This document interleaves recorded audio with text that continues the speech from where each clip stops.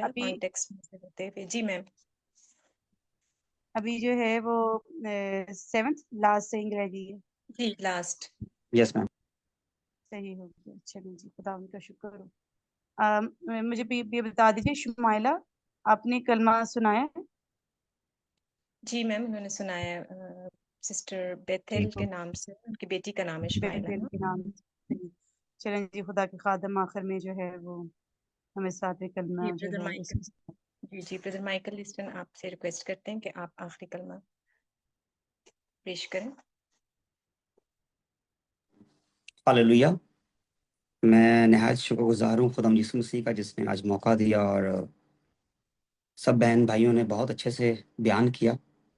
Time की किल्लत थी, वरना अगर उनको इजाज़त मिलती तो शायद वो पूरी रात भी सुना सकते थे। मेरा ईमान है कि इतनी तैयारी उन्होंने ज़बरदस्त की थी, और ये सारा क्रेडिट जाता है हमारे टीचर्स को, आरटीएस को, पास्टर आबिद रॉजर को और मिस हुमैरा को, जो इतनी तगोदो से मेहनत कर कर जैसे अपने घर के बच्चों को सिखाते हैं उस तरह से सिखा कर हमें इस लाइक बना रहे हैं। हालेलुया। सो बिना टाइम वेस्ट किए मैं 7वें कलमे के भी बात करना चाहूँगा और खुदा की मदद चाहता हूँ। Thank you Lord, thank you Jesus. खुदा तेरा शुक्र करते हैं, पूरा कंट्रोल खुदा तेरे पाक रूह को देते हैं खुदा का, जैसे तूने शुरू से लेकर अब तक हमारी निगरानी हिफाजत की, पूरी टीम की हिफाजत की। तेरा शुक्र करते हैं खुदा का। Thank you Jesus, thank you Lord, hallelujah, thank you Jesus, hallelujah. सब कलाम सुना रहे थे तो मेरे दिल में आ रहा था कि मैं एक लाइन से गीत की स्टार्ट करूंगा ताकि एक माहौल पूरा क्रिएट हो सके। हालेलुया। हर कतरा मेरे खून का बहता तेरे लिए, कोड़ों के गहरे घाव भी सहता तेरे लिए। कोड़ों के गहरे घाव भी सहता तेरे लिए। धोले खुद को खून से मेरे हबीब, धोले खुद को खून से मेरे हबीब। आज हमें अपने आप को खुदावंद के लहू से धोने की जरूरत है, ताकि हम खुदावंद के उस इलाही बेत को जिसने स्लीप पे कंप्लीट किया उसको जान पाए। हालेलुया। मेरा कलमा 7वां कलमा है। जब हम लूका की अंजील 23वां बाब और उसकी 46वां आयत को पढ़ते हैं तो उसमें कुछ यूं लिखा है, फिर यीशु ने बड़ी आवाज से पुकार कर कहा, ऐ बाप, मैं अपनी रूह तेरे हाथों में सौंपता हूं, और ये कहकर दम दे दिया। हालेलुया। ये आखिरी कलमा, और जब हम पैदाइश को पढ़ते हैं बिल्कुल सिंक करता है, क्योंकि हम कहते हैं कि पुराना अहदनामा नया अहदनामे के साथ मिलता है, और जब नया अहदनामा आता है तो पुराने अहदनामे की चीजें हमें बयान करता है, इजी करके बता देता है। Thank you Jesus, hallelujah. तो हम देखते हैं कि इसमें लिखा है कि फिर यीशु ने बड़ी आवाज से पुकार कर कहा, है बाप, मैं अपनी रूह तेरे हाथों में सौंपता हूं। हम देखते हैं मुकाशवा की किताब में 7 का अदद जो है बाइबल में कामलियत का है। और एक कंप्लीशन इसमें देखते हैं, पैदाइश में भी देखते हैं और इसमें भी देखते हैं। अब हम बात करते हैं कि 7 इसमें मुकाशवा की किताब में जिक्र है, 7 आंखें, 7 सींग, 7 चिराग, 7 कलीसियां हैं, 7 फरिश्ते, 7 रूह हैं। हालेलुया। और जब खुदा ने जमीन और आसमान को बनाया तो तब भी 7 का नंबर हमें नजर आता है, तो कंप्लीशन एक नजर आती है।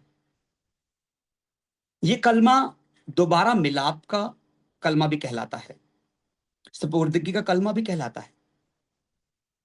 मुकाशवा की किताब में जिक्र है, खुदा ने कहा कि अल्फा और ओमेगा मैं हूं, मतलब अव्वल और आखिर मैं ही हूं। तो जब हम इसमें पढ़ते हैं पैदाइश की किताब में, तो लिखा है कि खुदावंद की रूह पानियों पर जुम्बश करती थी। हालेलुया। और जब यहां पर जब यीशु अपने आखिरी अल्फाज को कहता है तो कहता है कि मैं अपनी रूह तेरे हाथों में सुनता हूं। वहां पर भी रूह का जिक्र हो रहा है, यहां पर भी रूह का जिक्र हो रहा है। तो जब हम देखते हैं तो वो वर्ड जो बाइबल का मुकाशफे में, जो मुकाशफा की किताब में जो अल्फाज लिखा, अल्फा और ओमेगा मैं ही हूँ, अव्वल और आखिर मैं ही हूँ। अव्वल में भी हम खुदाम को देखते हैं और आखिर में भी हम खुदाम को देखते हैं। हालेलुया। तो जब हम इसकी मजीद स्टडी करते हैं तो हम ये जान पाते हैं कि इस सारे मामले में रूह का जिक्र हो रहा है। पैदाइश में भी रूह का जिक्र हो रहा है, यहाँ पे भी रूह का जिक्र हो रहा है। हम देखते हैं कि तख्लीक कायनात में खुदा ने 6 दिन ने कायनात को तख्लीक किया और 7वें दिन आराम किया। और जब हम यहाँ पर देखते हैं यीशु मसीह जब सलीब पर है तो छठा कलमा क्या कहता है? तमाम हुआ। वो अपने मिशन को जो यहोवा पाक खुदावंद ने उसे सौंपा है मुकम्मल करता है, तकमील करता है। और जब हम खुदावंद की तख्लीक को देखते हैं, तख्लीक भी 6 दिन में कंप्लीट हो जाती है। हालेलुया। यीशु मसीह के आखिरी अल्फाज भी यही थे 7वें कलमे में, जैसे उसने कहा कि ए खुदा मैं अपनी रूह तेरे हाथों में सौंपता हूँ। ये सुनने में तो बड़ा सिंपल लगता है, पर अगर हम इसके डीप रेवलेशन में जाएं तो हमें पता लगता है कि इब्रानी लोग क्यों इस्तेमाल करते थे इसको। अहले यहूद में एक दस्तूर था कि यहूदी लोग ज़बूर में पेशन गोई को इसे दुआ के तौर पे इस्तेमाल करते हैं। ये जो पेशन गोई क्या नाम है ज़बूर में की गई थी, उसको दुआ के तौर पे इस्तेमाल करते। हर वो कहा करते थे ए खुदा मैं अपनी रूह तेरे सुपुर्द करता हूँ। तो ये इनका समझे एक तरह से मुकालमा था। वो बोलते रहते थे, जब भी दुआ करते थे तो खुदा हमसे बात करते थे। और ये भी कहा जाता है कि सोने से पहले जितने यहूदी थे वो ये कहा करते थे, यही दुआ किया करते, ऐ खुदा मैं अपनी रूह तेरे सुपुर्द करता हूं। खुदा ने 6 दिन में तख्लीक कायनात को किया और 7वें दिन उसे मुकद्दस ठहराया, उसे बरकत दी और आराम किया और फारिग हुआ। लेकिन अदन में गुनाह हुआ और गुनाह की वजह से पूरी कायनात में गुनाह आ गया। सारी कायनात, तख्लीक कायनात मुतासिर हुई और बिगाड़ पड़ गया एक। अब इस पर गुनाह के असर को खत्म करने के लिए यीशु मसीह ने 6 कलमात कहे। इस पर गुनाह के असर को, शैतान के असर को कायनात से हटाने के लिए 6 बातों की जरूरत थी। क्योंकि कितने दिन में खुदा ने जमीन को बनाया था? 6 दिन में। तो 6 बातों की जरूरत थी। अब हम देखते हैं कि यीशु ने क्या कहा। छठे कलमे में यीशु ने कहा कि तमाम हुआ, मतलब उसने कंप्लीशन की, इट इज फिनिश। जो कुछ गया था वो वापस रिवर्स कर दिया खुदावन ने। हालेलुया। कायनात पर जो बीमारी का असर था, जो शैतान का असर था, जो लानतें थी, जो बदरूहों का असर था, जो मौत का असर था, जो फैला हुआ था, खुदावन ने उसे वापस से बहाल कर दिया। उसने सलीब पर पहले कलमे से शुरू किया और यूं लगता है जैसे यीशु मसीह एक एक कलमे को बोल रहा है और जो गुनाह के असरात थे, जो 6 दिन में खुदा ने जमीन बनाई थी, उस पर जो असर आ चुका था, जो बीमारी का था, जो नापाकी का था, जो बदरूहों का था, जो मौत का था, वो उस असर को खुदा कंप्लीट करता जा रहा है। ऐसे लग रहा है यीशु मसीह सलीब पर उन बातों को बोलते हुए उसको धोता जा रहा है, क्लीन करता जा रहा है, पाक करता जाता है, साफ करता जा रहा है, ताकि निजात का रास्ता ओपन हो सके। हालेलुया। और 7वें कलमे में आराम जब पढ़ते हैं तो उसमें हमें नजर आता है कि वो आराम का है, रेस्ट का है, सुपुर्दगी का है। और जब खुदावंद यीशु मसीह सारी चीजों को कह चुका है, छठा कलमा कह चुका है कि तमाम हुआ, तो उसके ऊपर एक इत्मीनान, अजीब सा इत्मीनान उसकी रूह में नजर आता है। हालेलुया। छठा कलमा वो कहता है कि जिससे मुराद ये है कि उसने ना सिर्फ अपने लिए दरवाजा खोला, बल्कि हर एक इंसान के लिए जो उस आराम में दाखिल नहीं हो सकता था, उसके लिए भी वो दरवाजा खोल दिया। हालेलुया। जब हम लूका की अंजील 23वें बाब उसकी 45वें में पढ़ते तो वहां पर कुछ यूं मरकूम है, मकदस का पर्दा बीच से फट गया। आप जानते हैं। और अगर मैं ये कहूं कि पहले उस पर्दे के बाहर लिखा तो नहीं होता था, पर समझने वाले के लिए यही होता है कि अंदर जाना ममनू है। किसी भी हम अगर देखते हैं, अक्सर भी हम अपनी आम जिंदगी में भी, तो कुछ ऐसी जगह होती हैं, प्रोहिबिटेड एरियाज होते हैं, यहाँ पे आप अंदर नहीं जा सकते। तो उनसे ज्यादा मुकद्दस ये जगह थी जहां पर ममनू था अंदर जाना। हम पिछले पुराने याद में पढ़ते हैं कि अहद का संदूक का किसी का हाथ लग गया, अहद का संदूक को, उसकी मौत हो गई। तो नॉर्मल जगह नहीं थी वो, वहां जाना नॉर्मल नहीं था वो। तो वहां पर जाना सिर्फ मखसूस लोग, लिमिटेड लोग जाते थे। इसलिए इसलिए जब वो पर्दा फटा तो वो वहां पर सबके लिए रास्ता खुल गया, दरवाजा खुल गया। और वो खुला किसके जरिए से? यीशु मसीह के जरिए से। हम देखते हैं कि जब आदम ने और हवा ने गुनाह किया तो खुदा ने कौन से वस्त्र दिए थे? चमड़े के वस्त्र। तो बर्रा तो उसी वक्त कुर्बान हो गया था। जब बनी इसराइल कौम मिस्र की गुलामी से निकलती है तो क्या किया उन्होंने? एक बर्रा कुर्बान किया। और वहां पर क्या हुआ कि खुदा ने बोला इस बर्रे को कुर्बान करना है और उसकी हड्डी नहीं तोड़ना, हाँ, और उसको अपने घर की दीवारों पे, चौगाठों पे लगाना, तो तब तुम्हें आजादी होगी। और वहां देख रहे हैं कि वहां भी आजादी हो रही है। और जब इस कॉन्टेक्ट को उसके साथ मैच करते हैं तो एग्जैक्टली जैसे यीशु मसीह कुर्बान होता है तो यहाँ पर निजात का रास्ता खुलता है, छुटकारा होता है, दरवाजा खुलता है, वो बहिश्त का दरवाजा, वो नए यरूशलेम की तरफ जाता है रास्ता। हालेलुया। तो हम देखते हैं कि सिर्फ, और बाइबल में भी लिखा है, खुदा यीशु मसीह खुद कहता है कि कोई मेरे बगैर बाप से नहीं मिल सकता, पहले उसके मेरे सिर्फ मेरे पास आना पड़ेगा, फिर वो खुदा के पास जाएगा। तो यहाँ पर देखें रास्ता कौन खोल रहा है? Jesus Christ. उसने कहा राह, हक और जिंदगी मैं हूँ। यहाँ पे तो बातें सारी कंप्लीट हो रही है, मुकाशफात कंप्लीट हो रहे हैं, जो नबूवतें थी, जो बातें थी, वो सारी कंप्लीट होती जा रही है। और खुदावंद एक लाइन सेट कर रहा है, एक तरतीब बना रहा है, ताकि जैसे मैं इस दरवाजे से गुजरूंगा, वो बाप और इंसान का जो रिश्ता टूट चुका था, वो रिश्ता वापस से बहाल कर रहा है खुदावंद यहाँ पर। हालेलुया। तो कितनी तरतीब हमें दिख रही है, बाइबल में एक तरतीब है, और उस तरतीब को हम देखते हैं। बाप वहां 6 दिन में जमीन और आसमान को बना रहा है, बेटा भी यहाँ पे 6 दिन में कामलियत कंप्लीशन को देख रहा है।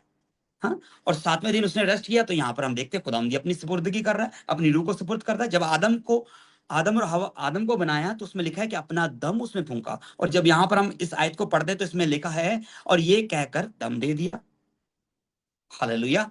वहां पर भी वो जिक्र हो रहा है, यहाँ पर भी दम का जिक्र है। जब इंसान को मिट्टी से बनाया तो उसमें दम फूंका, और जब यहाँ पर खुदावंद अपनी जान दे रहा है, तो यहाँ पर भी तो उसका दम निकल रहा है। हालेलुया।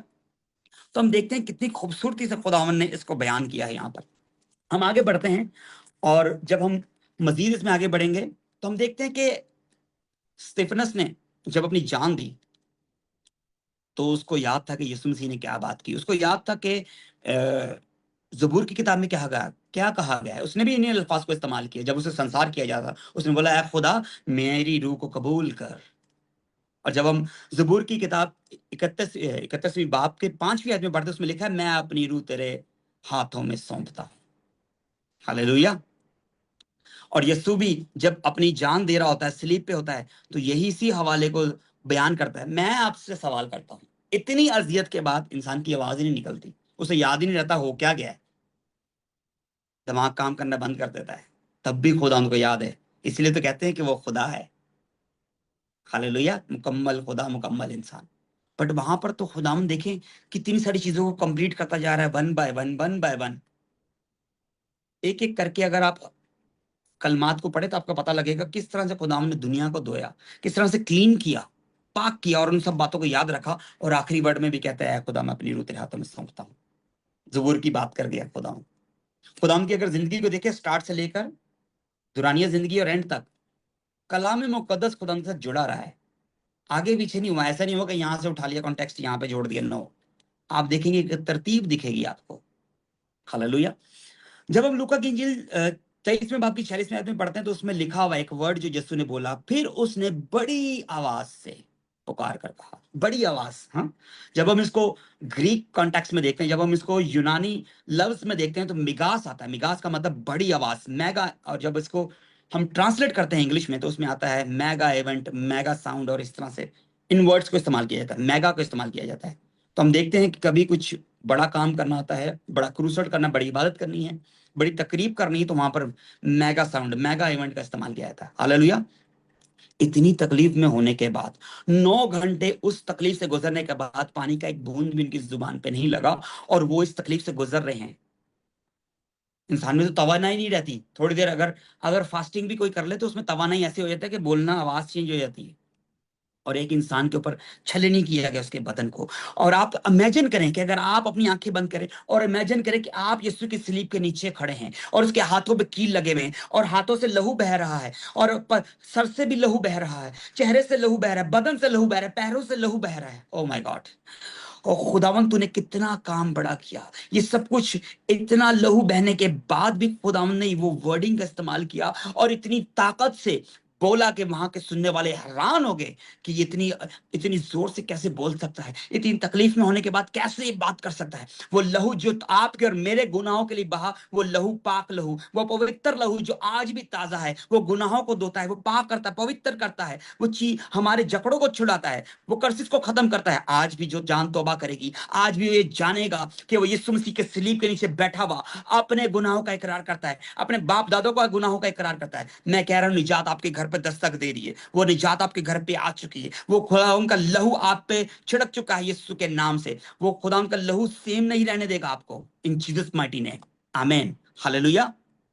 फिर उसने बड़ी आवाज से के साथ जो बात की, कि मेगा साउंड के साथ कहा, और वो कहता है, मैं अपनी रूह तेरे हाथों में सौंपता हूं। हालेलुया। ये लहू, कीमती लहू, जो आज भी आपसे बात करता है, आज भी आपको पुकारता है, आज भी आपके घर पर दस्तक देता है। हालेलुया। हम पढ़ते हैं यहाँ पर, हम देखते हैं यहाँ पर खुदा की अथॉरिटी को देखते हैं, खुदा की अथॉरिटी कैसी थी। मसीह का इख्तियार देखते हैं। यूहन्ना की इंजील जब हम उसमें पढ़ते हैं 10वें बाब की 17वीं 18वीं आयत में, तो लिखा है कि मुझे जान देने का भी और जान लेने का भी इख्तियार है। जैसे ब्रदर नबील ने भी इस वर्स को कोट किया कि जान देने का और जान लेने का भी इख्तियार है।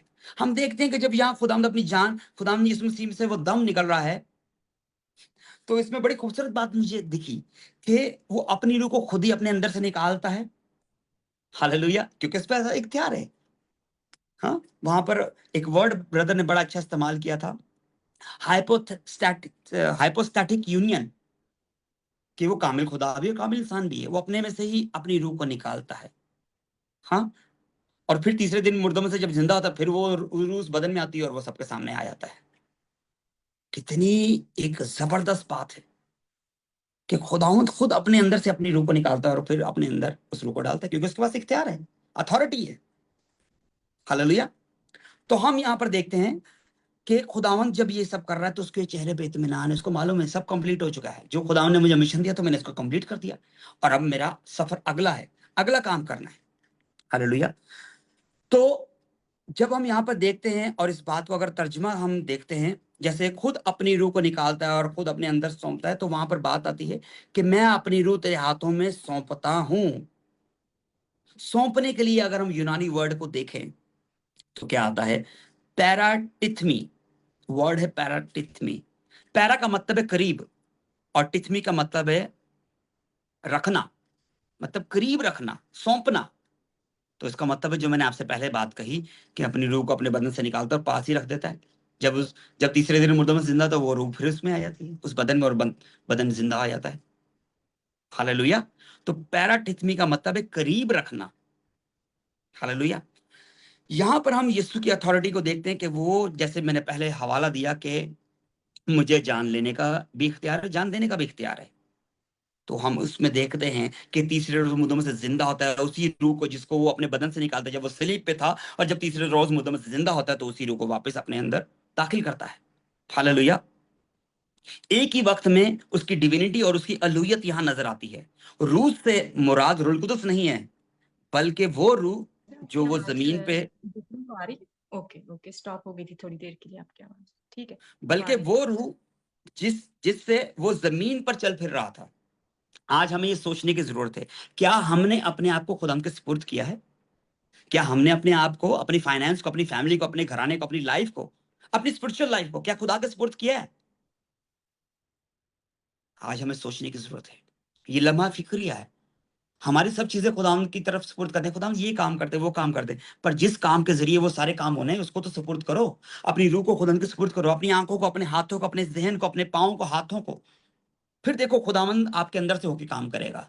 लोग बोलेंगे इसके अंदर खुदावंद का रूह दिखता है, इसके अंदर खुदावंद यीशु मसीह दिखता है, क्योंकि वो आपके कामों को देखकर जानेंगे, वो आपकी बातों से नहीं जानेंगे कि आप बोलोगे कि खुदावंद ने ये काम किया, वो किया, और इस तरह से किया, इस तरह मौजे किए। वो ये नहीं देखेंगे, वो देखेंगे आप भी वही मौजे कर पा रहे हो, क्योंकि खुदावंद ने कहा कि तुम मुझसे बड़े काम करोगे। क्या बड़े काम करोगे? आज लोगों की लाइफ में, घरानों में जीसस नहीं है। बाइबल तो पढ़ी घर पर बाइबल यूज नहीं हो रही, सुपुर्दगी नहीं है ना, सौंपा नहीं है खुदा को अपना आप। जब आप अपने आप को सौंपेंगे तो आप देखेंगे आप भी वो काम कर पाएंगे जो खुदा यीशु मसीह ने अपनी जिंदगी में किए। आज हमें सोचने की जरूरत है, कहां हमारी जिंदगी खड़ी है, कहां हम खड़े हैं? हम सिर्फ बातें कर रहे हैं, वर्बली नहीं, प्रैक्टिकली। बाइबल।